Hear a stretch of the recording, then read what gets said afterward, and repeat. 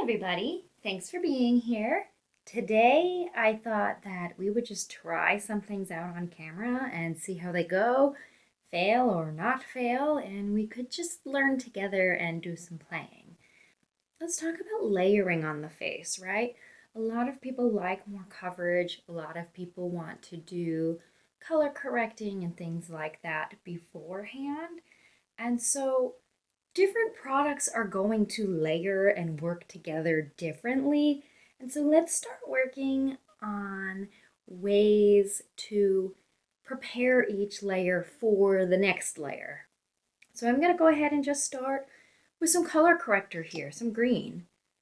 And the point with this is that when you do your color correcting and then you put your foundation back over it, you might move the product around underneath it because your brush is going to push through and you're putting a wet foundation on top of your color corrector, and so it's re-wetting the color corrector and things tend to move around. So with that in mind, I know it's a mouthful, I'm talking a lot, but with that in mind, we're going to try to set the color correction in between layers so that it doesn't move when we put our foundation on. Now I know that there are really good products out there. Green marble sealer spray, for example, is literally designed for setting layers between layers and then building back up on top of it. So if this is something that you do want to have a specific product for, you should probably get the green marble sealer spray.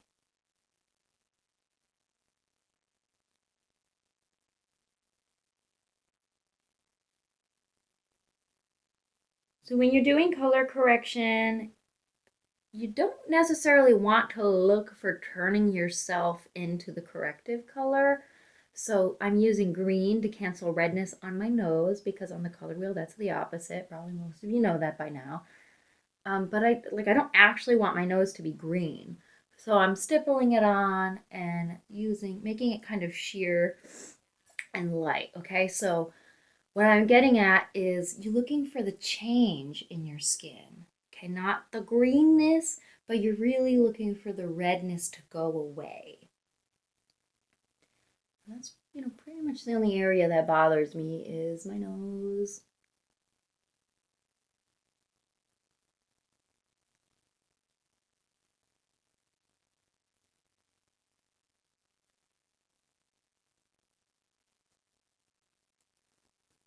Okay, so the green is subtle, but I want it to stay in place.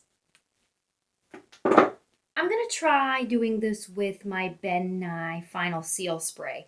Kind of smells a little mouthwashy, but it's refreshing, and this one sets really, really well, so I've got a feeling this one's gonna work for us. I buy mine in like a big container, so I put it in a secondary spray bottle, and I always need to spray my towel first to make sure, there we go, that we're misting. All right, so I didn't put tons on. I mostly just focused in the center of my face. I'm gonna wanna get on my cheek here. All right, so you really wanna make sure this is all the way dry. I've got this awesome little fan from Lit Cosmetics that I got eons ago, and I always use this for drying things on my face. It's perfect for it, honestly. I love it. I use it on clients too, and they're always like, that's so cool. All right, let's check. My face feels set. So also, it's not like a super unheard of thing to do setting spray before foundation. A lot of people like that if they need really long wear. Now, guys, like when you want to get like creative and tricky with your application and layering and things like this in different products, it really just is going to depend on what you need it for, right? If I'm just taking pictures of somebody, I might not use any powder at all, especially if I want them to look really dewy. But if somebody's got a night out and they need to, this is not the foundation I'm using, they need their makeup to outlast dancing and such and sweating, I'm going to do theirs a little bit differently. So it just all depends on how you need your product to perform for you. Okay, I'm definitely all the way dry now. So I've already primed before I put the green on. I'm not going to do that again this time, but I think that if you have textural issues or something like that, you probably could prime again. Just not a lot of reason right now, other than having the setting spray.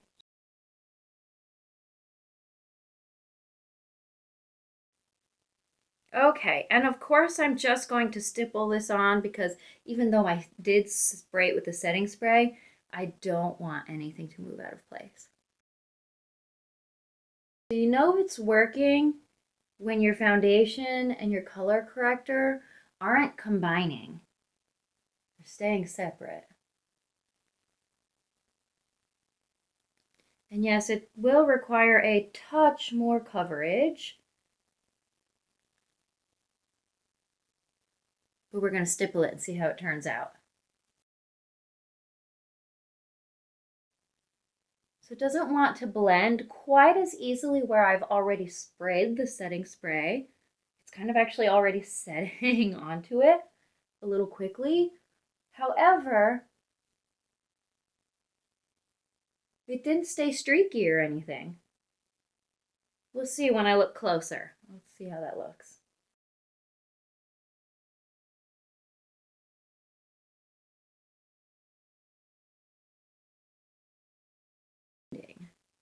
It's just setting quicker because I've got setting spray on. But it should be dry all the way. It's just kind of clinging right to it. Staying in place really well. We'll see what the close-up says. So the close-ups always tell another story. But that's another thing worth considering too, guys. Like, how close up are you going to be to other people? Because if you're not going to be super up close to them, then let everything be a Monet. Like, okay, from far back, it can be the beautiful, colorful optical illusion, and they can keep their distance. I think so far that worked actually really well. Surprisingly, for as long as I've been using Final Seal, I never tried that. But I want to develop, or maybe just, work more with my products and see how much more use I can get out of them. All right, I really think I probably nailed my blending here. Let's get close. I'm gonna look at the mirror first. Guys, this is not bad.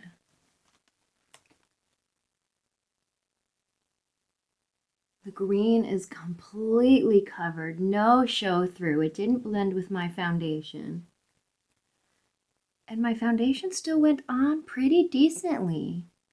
Of course, it looks, best when I apply the foundation directly to my prepped skin, but this is pretty good if you need more coverage, some color correction, or just longer wear. I mean, yeah, I would say go for it. Ben Nye Final Seal works pretty well between layers. And it is May the 4th, so I'm going to continue with a kind of Star Wars inspired look. So you can stick around for that if you'd like. Basically, getting ready with me from this point on. You saw I already got my foundation. So I'm going to take my Laura Geller Baked Balance of Brighten foundation. It's just a press powdered foundation that's got like different tones and a little bit of shimmer in it. It's a little ethereal, kind of gives me a pearly, pretty finish. And that's just what I'm going to go for today.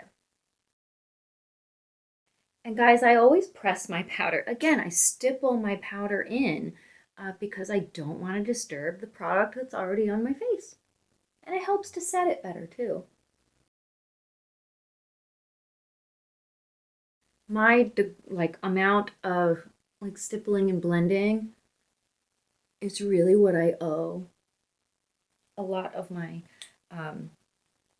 good skin to. So don't be afraid to blend, guys. Make it look real. So recently I've really switched gears to using my big, dense, fluffy fan brush for my contour. And I'm a little mad that I haven't been using it all along. Because look at the shape of this. And look at the shape of my cheekbone.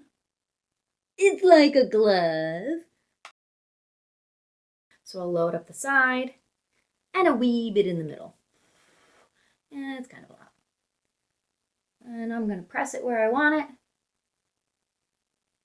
And this is pretty much it because it's nice, big, dense, and fluffy. I'm not going to pull the product around. I'm going to let the bristles do the job.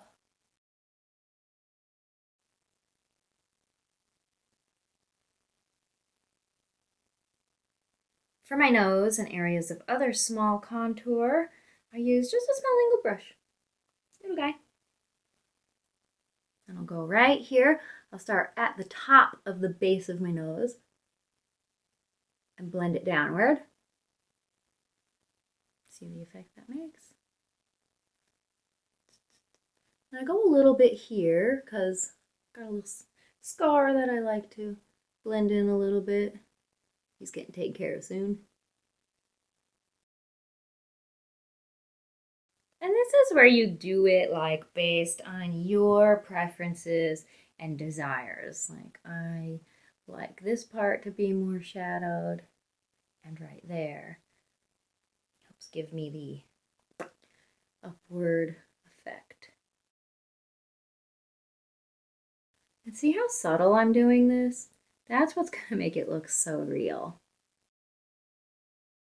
Also, guys, try to keep in mind that when you're doing your contours, that the contour color you're choosing is more on the taupe side, a little more gray than orange. Guys, shadows are never orange. When have you ever seen an orange shadow? But you see a lot of orange contour, which is funny. You know, and I'm not here to shame anybody or anything. If you like to use your bronzer to do your contour, that's fine. But I'm just pointing out, realistically, shadows are gray.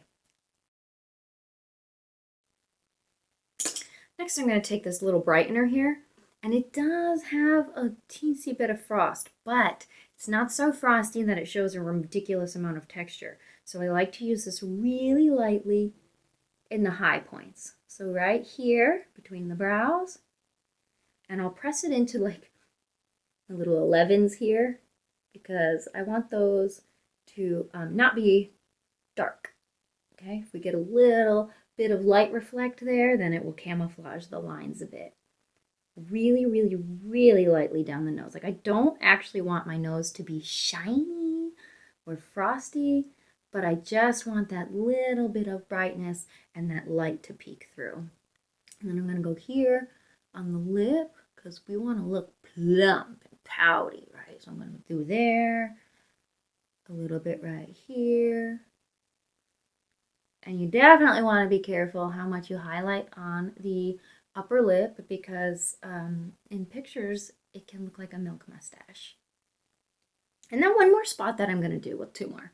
I'm going to do right here, right at the top of my smile line, okay? Because when this starts to settle in and create a shadow, it can be very aging. It's just a common age sign. So it helps to look a little youthful if your skin's more plump, right? So we just make it look like this part's a little plumper than it is. And then really lightly on my chin there, just areas that I want lightness. Lately for my blush and highlighter both, I've been using one of these fluffy, long, tapered brushes. And I just really like the diffusion that I get with this. It's just so like dispersed and I get an even distribution. I really, really like it. Let's dig into some Kevyn Aucoin. And this is the Neo Limelight. So I'm just going to take my brush and I'm going to go back and forth through it because I want the full color spectrum. So I got some on there, and then with a really light hand, I'm just gonna like dust it. I'm literally dusting it onto my face. And this is what keeps you from looking too textured. Well, the quality of the highlighter will determine how textured you look too. But you don't want to smear it on, okay? You want it to be really nice and light because highlighters and reflective surfaces and whatnot, they don't hide texture that well. So you will emphasize the texture if you put it on too heavily.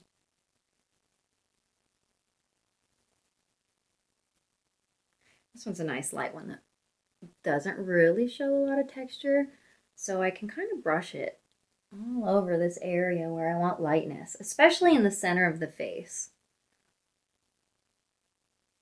Yeah, this one's so nice and light. I'm going to build up a little more of the purple on my temples here.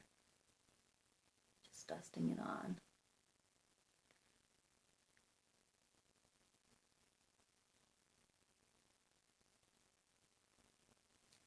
I like to do here. I like to do my ears. Get lots of highlights on those. And then like I'll do my neck and stuff too, but I got a hoodie on right now, so whatever. What do you guys think for blush today? I think I'll put a red one on. I know that people are really often intimidated by really dark or bright blushes. You just don't have to be. Like, you just put it on lightly. So this nice, fluffy, diffusing brush, literally just going to tap it in here.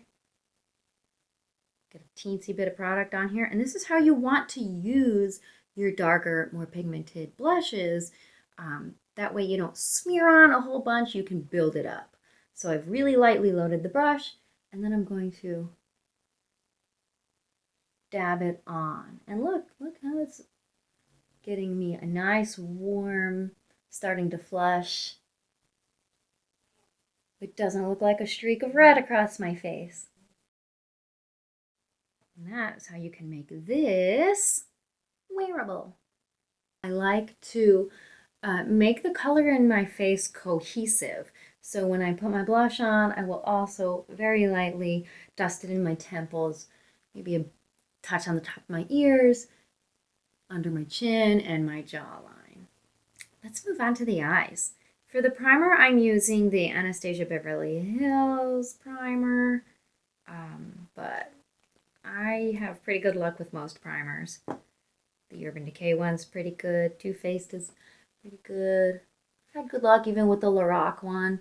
And I am like an oily, creasy person, so, you know, sometimes if people struggle with them, I just wonder if it's just too much product and it's causing it to build up. I don't know. So I'm feeling like mostly inspired by Ray right now, and I'm thinking going with, you know, some color schemes kind of like this, so the whites and the browns, maybe a little bit of gold in there to represent the lightsaber.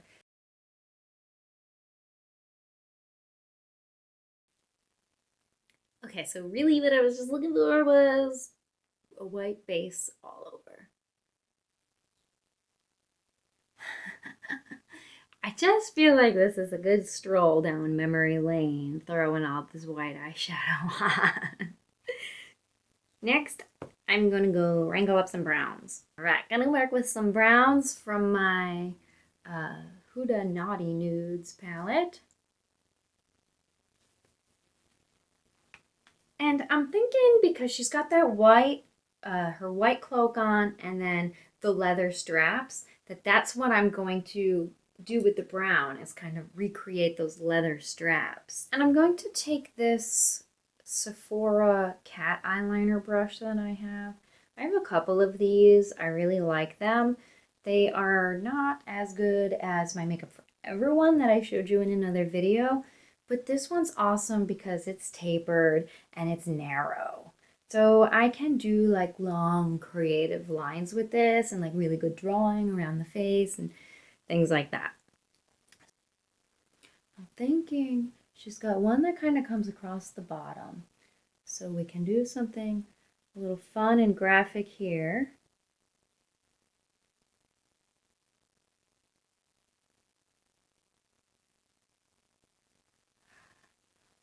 Cool. Go over it a second time.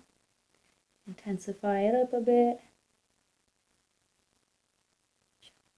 Good.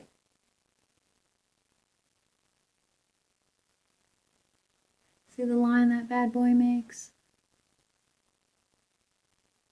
The next one, so she's got the one that goes across horizontally, and then there's another kind of like a shoulder sash or a strap.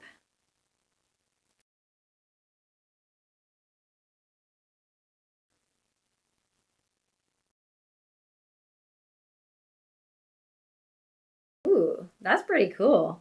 I'm going to clean up the inner corners here. Touch of drama to this. Let's go a little shaded. Downward. Pull some color down.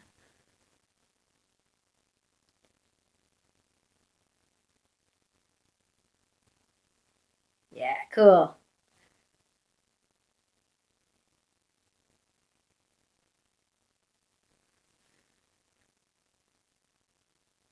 I hope that's coming through.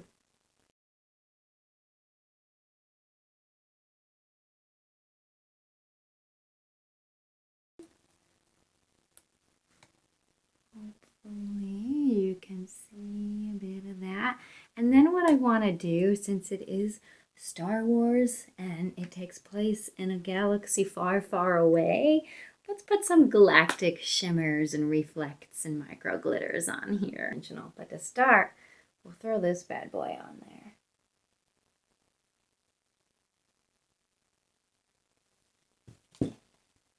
I'm going to use my finger. Get some of this iridescent on here. And I'm going to keep it like in the crease and probably like above the actual eyelid.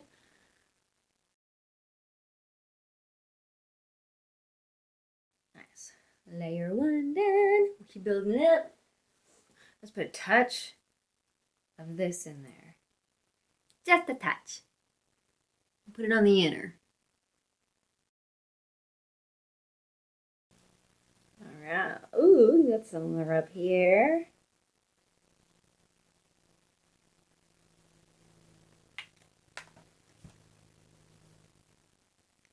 This one, this one's probably the most galactic. I'm going to put it in the middle. Middle and up. But how cute. So fun. We're just going to own it now. All right, and then we'll add like a little more dimensional. Ooh. This one will touch a little bit on the inner corner and maybe out here too. We've got different reflex in different areas for different dimension. All right, cool. I mean, honestly, this is how most of my makeup doing goes, is I'm just playing around and getting excited as I go. I don't really plan out a lot of it, which I think is why I kind of always just end up with something unique. Okay, let's mascara this bad boy and then take some photos.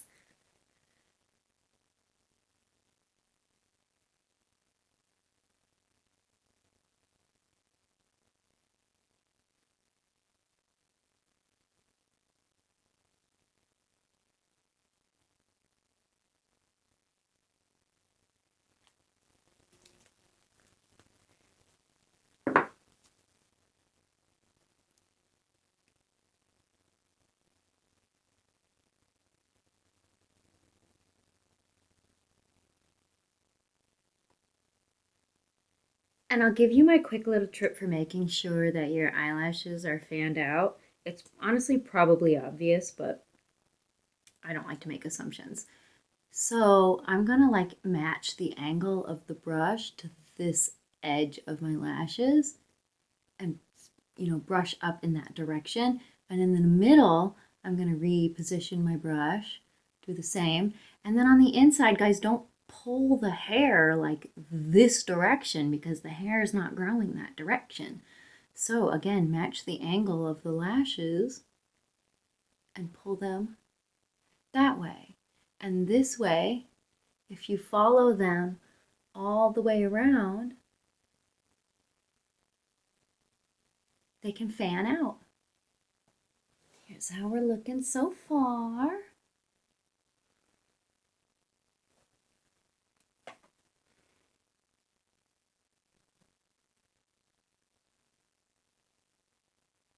And like, I can see that this is visible on my screen, but because I've got the light right here, it's trying to tell me that I'm overexposed, so I can't see very well.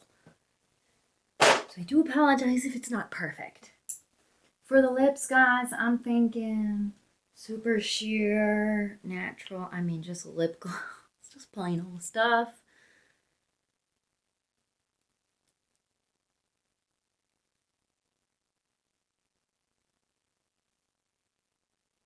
And this is my makeup play for today. So like and subscribe if you liked it. I will certainly do more because, frankly, it's fun to do. So I hope you enjoy it, and I'll catch you next time.